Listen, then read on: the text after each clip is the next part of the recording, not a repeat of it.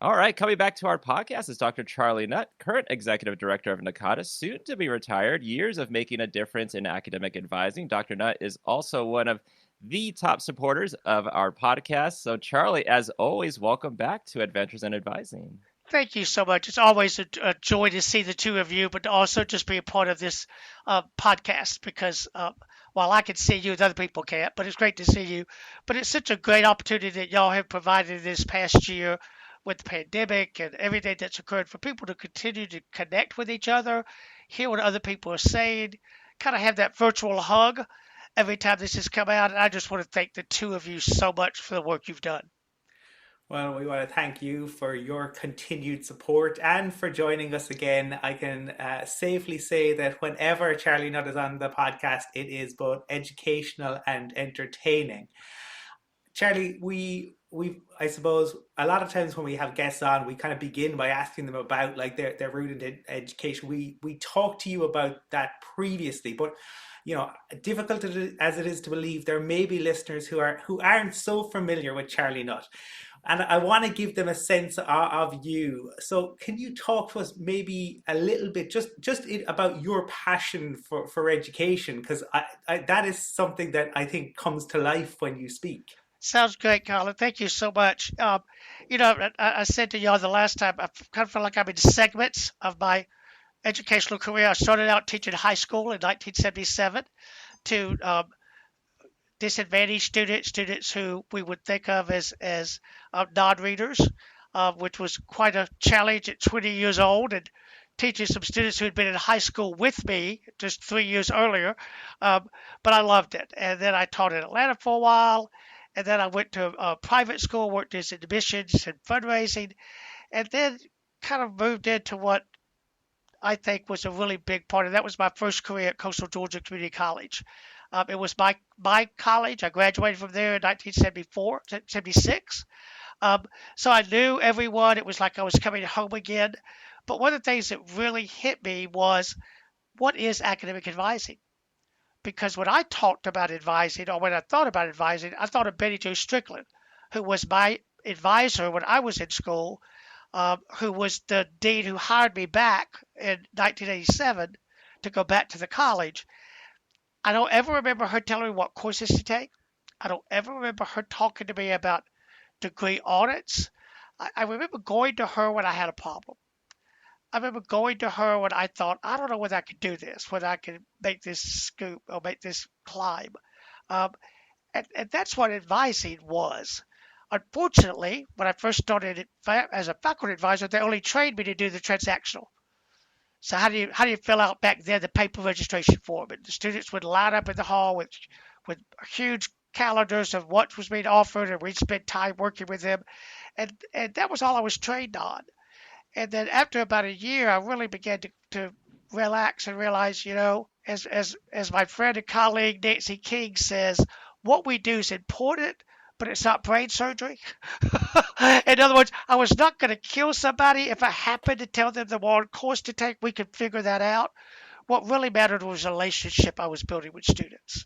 And that's when I found NACADA and really learned what advising was, and just kind of changed that campus. I didn't change it, but the connection with NACADA changed it. And then I was lucky enough in 2002 to come to Kansas, to Kansas State with executive offices, and I've had a great career here. So that's probably more than you wanted, Colin. Oh, that's what we want is we want to hear these stories. So, as you've kind of demonstrated, like you've done a lot, and your journey's kind of led you to where you are now. And advising has changed a lot over the years. And Oh, as yeah. executive director, you've kind of been through a lot in terms of, recessions going on in the world, this pandemic now, most recently. So when you look back, what did academic advising for you look like when you first started in the profession? And where do you see it right now as you retire soon as the executive director? It was total scheduling. It was course selection. It was helping students figure out which courses to take. At that time, we had a hard time getting students to even decide which course. I need to take English 098, but do I want Mr. Nutt? Do I want Dr. Strickland? Do I want, it was that type of transactional. But then I quickly learned really what it was as far as relationship building. And so I think where academic advising has moved is twofold. I think one, It's clearly seen as part of the teaching and learning mission of a campus. It is not a service. It may report to student services on some campuses, but it's still an academic endeavor. It's helping students to learn what they need to know to be successful. And then secondly, I think that we've learned how to really build a relationship with students and focus our attention on the student needs and what the students need out of academic advising. I think the past year is an example. A year ago today, I saw someone put something on the Facebook today about their school closing down last year, a year ago. And all the campuses, including y'all's, including K-State, were panicked. What do we do? How do we take a faculty member who's never taught on a recording and translate it into that? How do we make all these changes?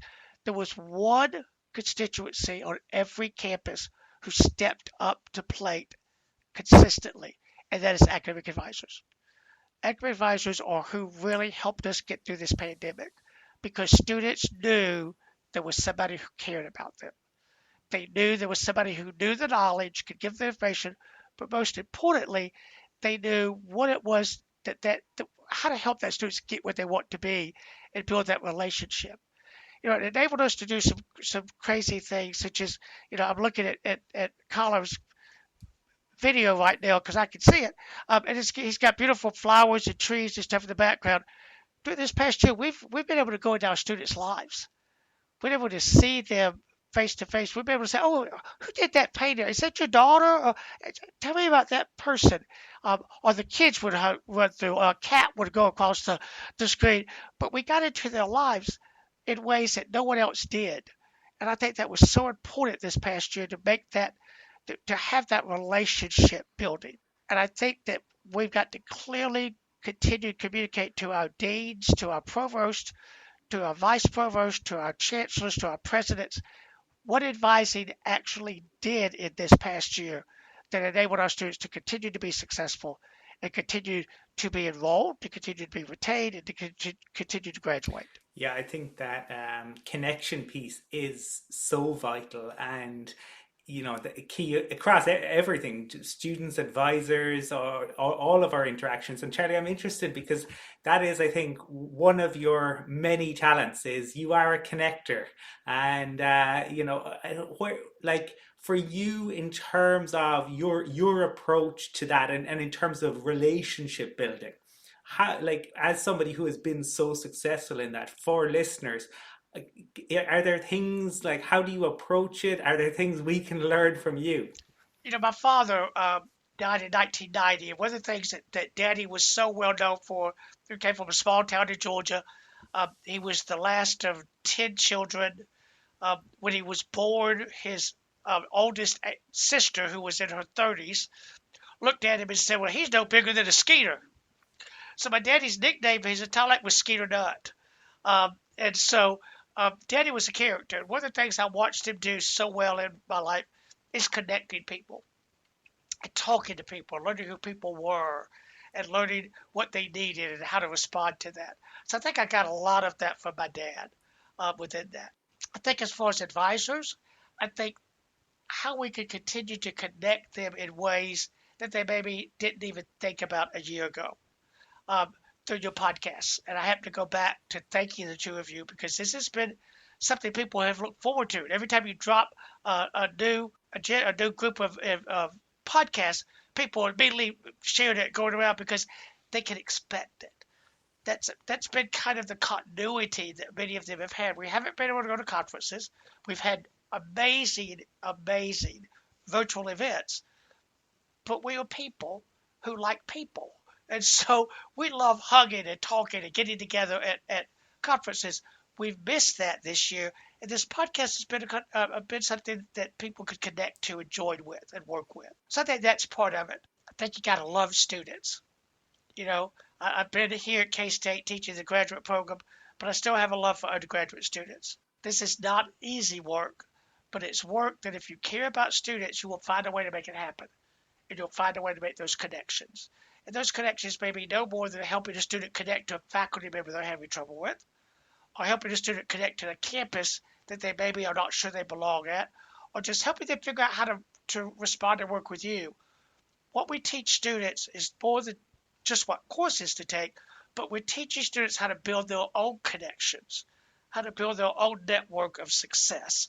And I think that's, I think that's what advising is all about, is building that network.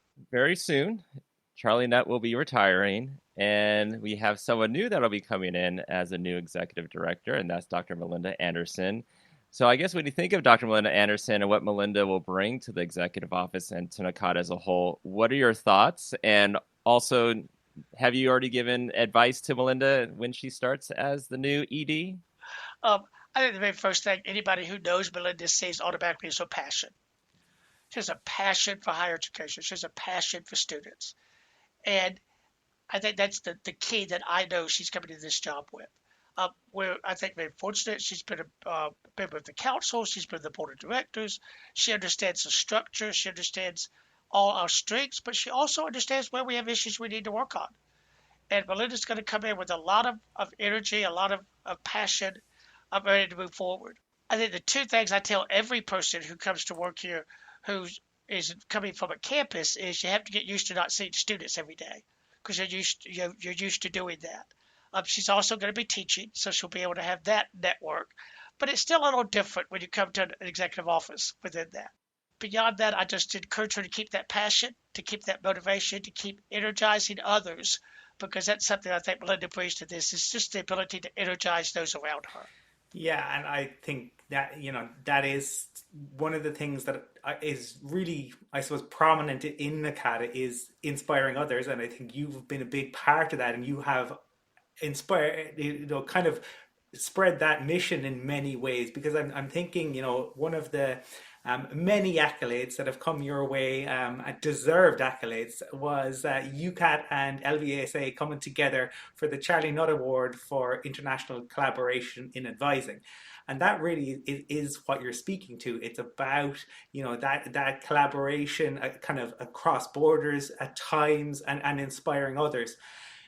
For listeners who maybe aren't that familiar with the award, can you talk to us a little bit about when you heard about it, and what it means to you? Colin, it meant the world to me, to be totally honest. Oscar and David phoned me one day and said, "You have some time to do a telephone conversation?" I thought, okay, what are these two up to? What it is. So got a phone call, and they presented to tell me about the award, and I was honored beyond. I can't even describe to you how honored I was. But I was mainly honored because it truly did bring together two associations that, while connected with NACADA, they were advising gurus in their own countries, and really looked at how do we begin to continue this global partnership? How do we continue to help advisors connect with others across the world? I know Matt can speak to this. I call him. You can. Until you've actually been at an international conference, you don't see the energy that's there. So I'm not sure everyone recognizes what that brings to us as an association, as a group of professionals, to have that connection. I'll put a shameless plug in here. Most of us can't go because you can't travel that far. Remember, the virtual international conference is virtual this year. So I hope a lot of folks who have never been able to travel will still come to the virtual experience, because it'll be the same type of energy. But when they told me that, it was really talking about how you connect across the board. And Gavin has done some amazing work with advisors in Australia, in UCAT, in lots of ways. It was just a great way to just show someone who wasn't doing it for the accolades, wasn't doing it because he knew it would look good on a resume. He was connecting people because he cared. And that's what advising is all about. So it was a great honor. Great honor. And then speaking of conferences, once, we are hopefully back at conferences later this year or into next year, as budgets get, hopefully get better at institutions, as travel opens back up. I know for the CSU, there's been a recent memo regarding travel coming up soon after July. But people probably want to know, will we still see Charlie at conferences? Will we see Charlie in webinars? Can we still talk to Charlie after he retires? Everyone can always talk to me. I won't talk about business. I'll talk about life and how you do it within that. One of the things I really want to do is give Melinda a clean slate. I keep saying that I'm going to get sticky notes for every office staff member so that for the next year, whenever something happens that's wrong, the sticky note's going to say that blank, blank, Charlie Nutt did this. And she can just use those all the time. I don't know why Charlie did it, within that. So I can't answer that, Matt. I will always be watching. I think one of the things we know is that even when we are back live, we're going to need to keep our virtual component. We've learned too much about it this year and see the success of it. So I'll still be around. I might not see you in person, but I'll still be around. Well, that is good to hear, because the energy that Charlie brings, and I think that, look, what you're saying, I know it's a tongue in cheek in terms of the sticky notes, but it is a testament to your leadership, that you're willing to be the put it on me. Charlie, look, one of our taglines for the podcast is sharing stories, and you are a phenomenal storyteller. And I'm sure, as the year has gone by, and you've begun to reflect on, your 43 years, I believe, in education, just can some of the memories, I know some of them, you won't be able to share all of them, but just interested in hearing some of your favorite memories from your time in the world of education, be that in relation to advising, be that in relation to travel, or just in relation to meeting with people at conferences. Kyle, the difficult part of what you just asked me is because I know you two so well that anytime I've asked for a story, I've told you something. And so I'm not sure what I've told you, what I haven't told you. So I'm afraid of repeating myself. I think the biggest piece has been just to go back and look over my career, but particularly in NACADA, to go back and look at my friends and colleagues and compatriots I've worked with and moved forward. Um, and just reflect. Everybody knows Virginia Gordon. Everybody knows she was the person that started talking about exploratory students and all that we did. And she was an amazing president. She was the first woman president of NACADA and was just doing great work. But she was such an accolade. She was Everybody in the world knew Virginia. We'd studied Virginia. We read about Virginia. And the first time I met her, I was scared to death of her, because I thought, this is Virginia Gordon. I can't talk to Virginia Gordon. And so we went through a whole summer institute. I never said a word to her. I said, hi, Dr. Gordon. I just kept moving because she just intimidated the hell out of me. So the second year we were summer institute together, we were in Provo, Utah. And we were looking for some place to open that was open to serve the faculty for dinner. And so we're in a car. I'm driving. Former Executive Director Bobby Flaherty's beside me, and then Virginia's in the back seat. And once again, I've said, hi, Dr. Gordon. Nice to meet Dr. Gordon. And just drove. Well, we're driving through the mountains of Utah, and it's just gorgeous. All of a sudden, I thought, what am I hearing? It was yodeling from the back seat. Virginia Gordon was yodeling in the back seat, and it was wonderful, because it really did show that no matter how many times you read someone's name or how many times you see their literature or what they've written, we're all in it because we love what we do. And here was a lady who was probably already in her 70s, and she's yodeling in the back seat. The next day, I took my infamous balloon ride, which is another whole story. I'm a hot air balloon.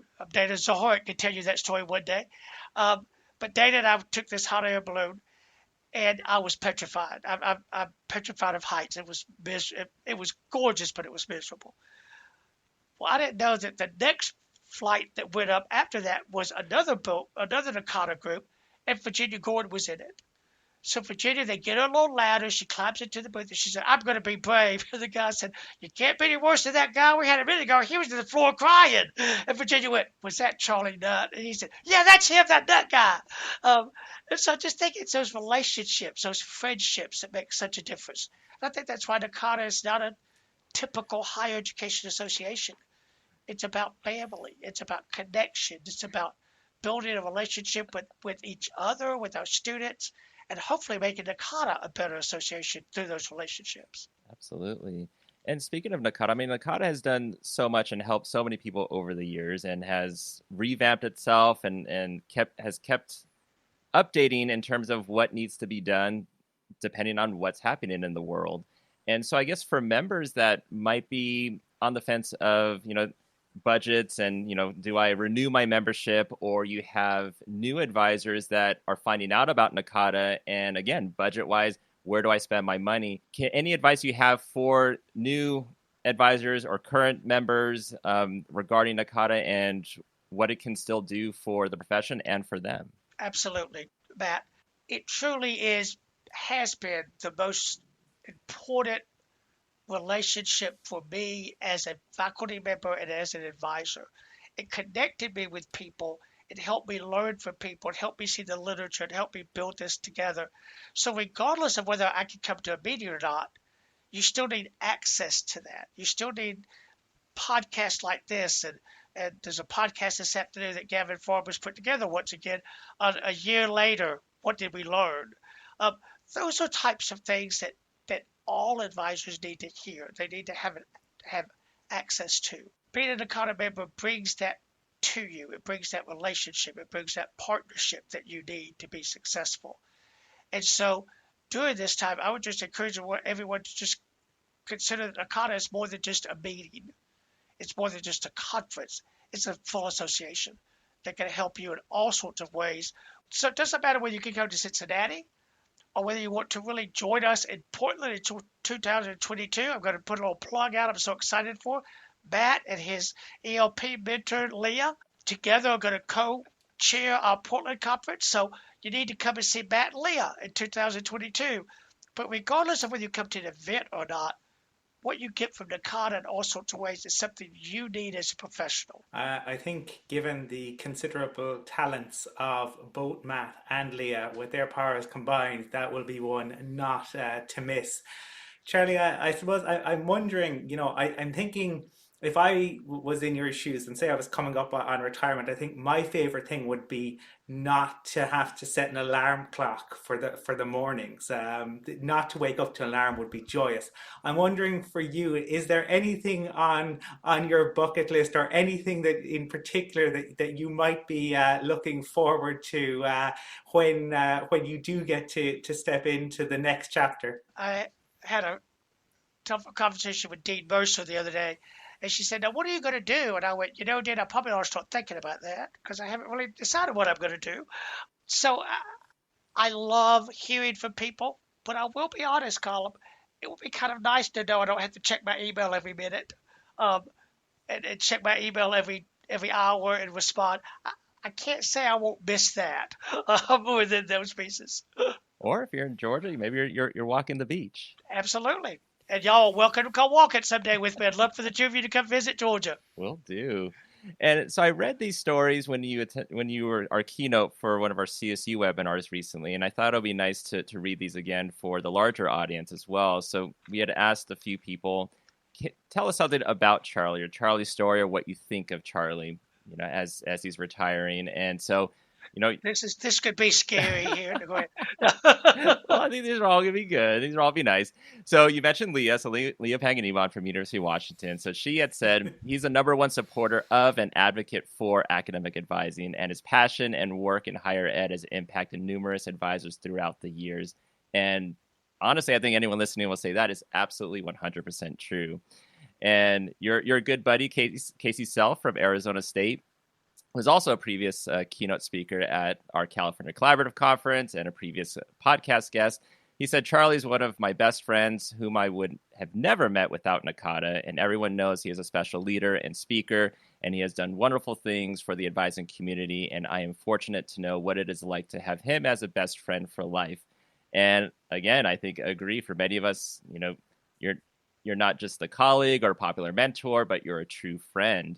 And Amanda Roberts-Mather from Texas A&M at Qatar, who will be a future podcast guest, said Charlie is NACADA. His energy and passion were obvious and really excited me to be part of the profession. And I know I am not the only one who has felt it, who has walked away from even a quick hello not feeling renewed.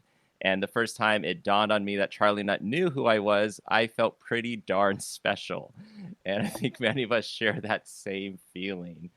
So I guess whether it's an advisor, advising professional, faculty, NACADA member, anything you want to say, this is your platform that you want to say to advisors as they are going in ending one school year, going to be starting a new one, and who knows what that's going to be like coming up.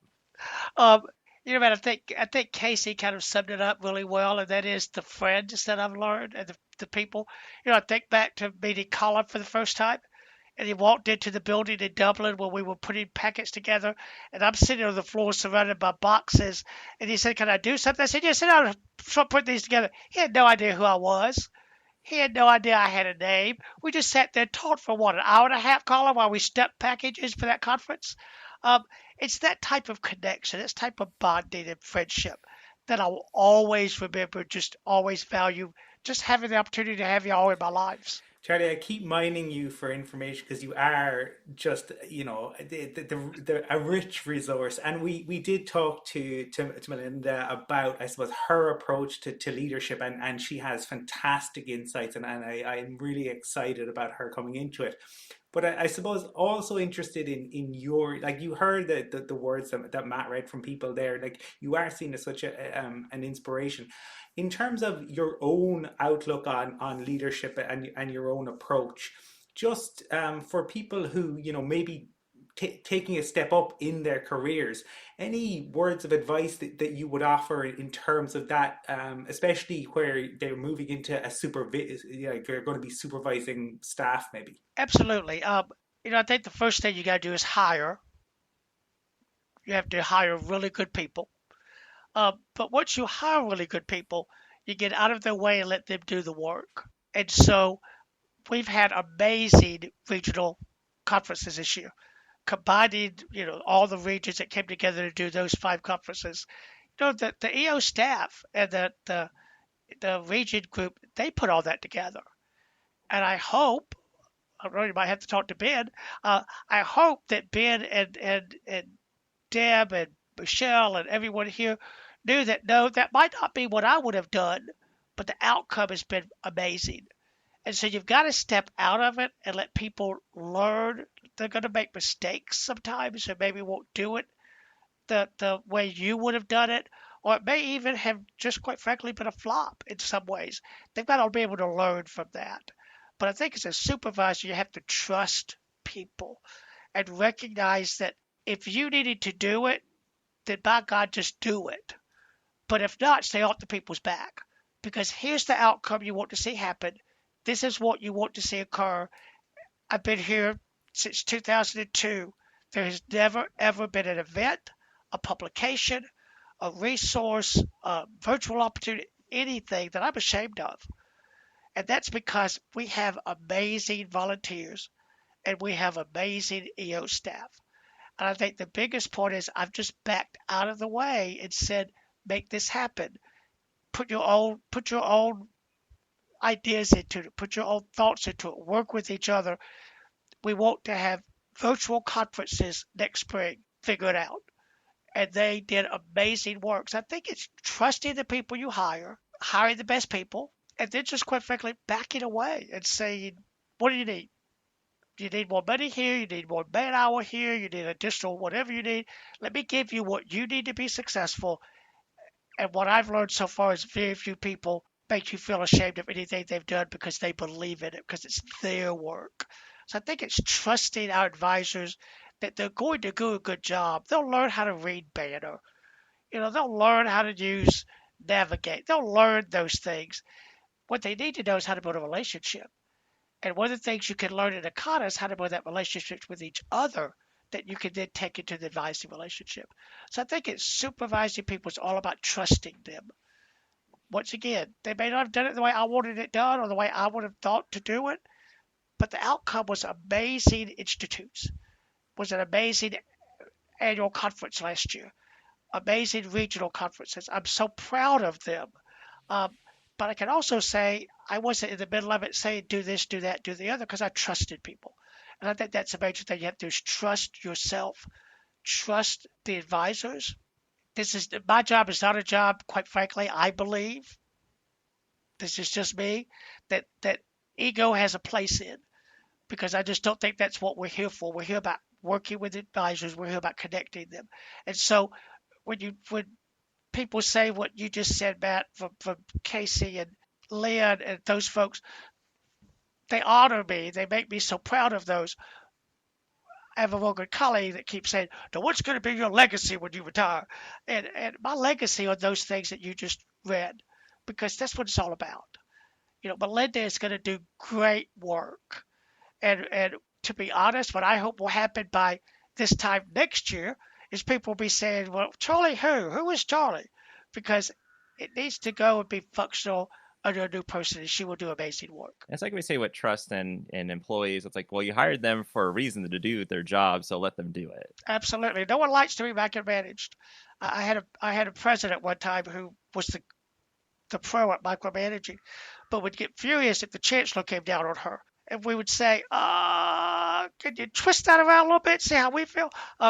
Never did sink in, but whether that, because you got to trust people, which means you got to hire well, you got to give them professional development, you've got to support them, you've got to nurture them, you've got to have conversations with them, but you shouldn't be guiding everything they do, or it's not their job. Absolutely. And as we get to the end now, I think of this podcast episode, I hope everyone that listens fully through this episode, got a lot out of it, and especially now from the book and interview with you, Charlie. And we're so thankful for your support of letting us do this podcast and continuing to do this podcast and its association with NACADA. And you've given us all the tools we need to continue doing the work that needs to be done and to continue to improve academic advising for years to come. But we also know you'll still be around and will continue to check up on us from time to time. So in the words of Golden Girls, thank you for being a friend.